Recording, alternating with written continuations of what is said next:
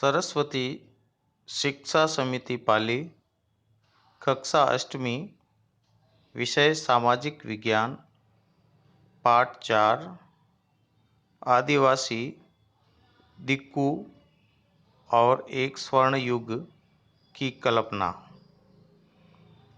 दिनांक 24 जुलाई 2020। सभी भैया बहनों को बताऊं कि इस अध्याय में हमने अभी तक विभिन्न आदिवासी समुदायों के लोगों के जीवन के बारे में अध्ययन किया। अलग अलग समुदाय के लोग किस प्रकार खेती करते थे, क्या और किस तरह से वो शिकार करते थे, झूम खेती, और एक स्थान पर बसकर भी उन्होंने खेती इत्यादि करना प्रारंभ किया। समुदायों में कुछ ताकतवर लोग मुखिया भी बन गए और उन्होंने अपने समुदाय पर नियंत्रण भी किया।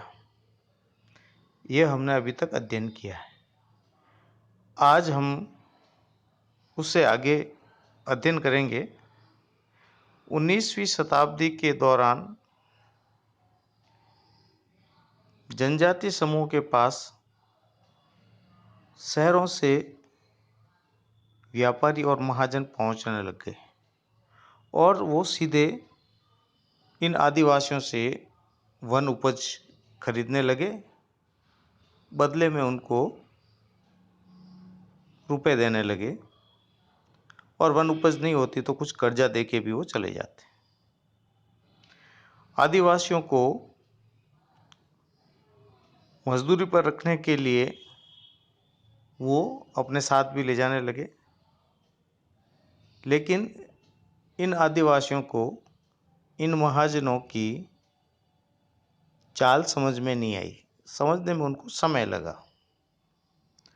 19वीं शताब्दी में भारतीय रेशम की यूरोप के बाज़ारों में बहुत अधिक मांग थी, क्योंकि भारत के अंदर जो रेशम उत्पादित होता था वह बहुत ही अच्छी गुणवत्ता वाला रेशम होता था।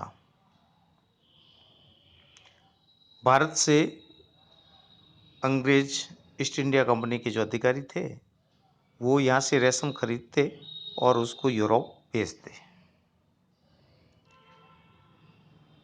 उस समय वर्तमान का जो अपना हजारीबाग है, इसके आसपास रहने वाले संथाल आदिवासी समुदाय के लोग रेशम के कीड़े पालने का कार्य करते थे।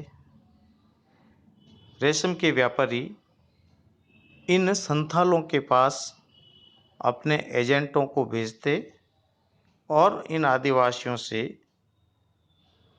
कृमि कोष रेशम के कीड़ों को खरीदते, बदले में उनको कर्ज देते थे।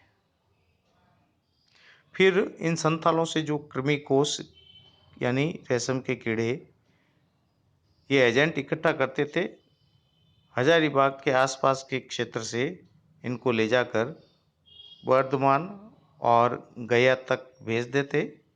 बदले में इनको 1000 कीड़ों पे 3-4 रुपये देते थे और इन्हीं कृमि कोषों को गया और वर्धमान में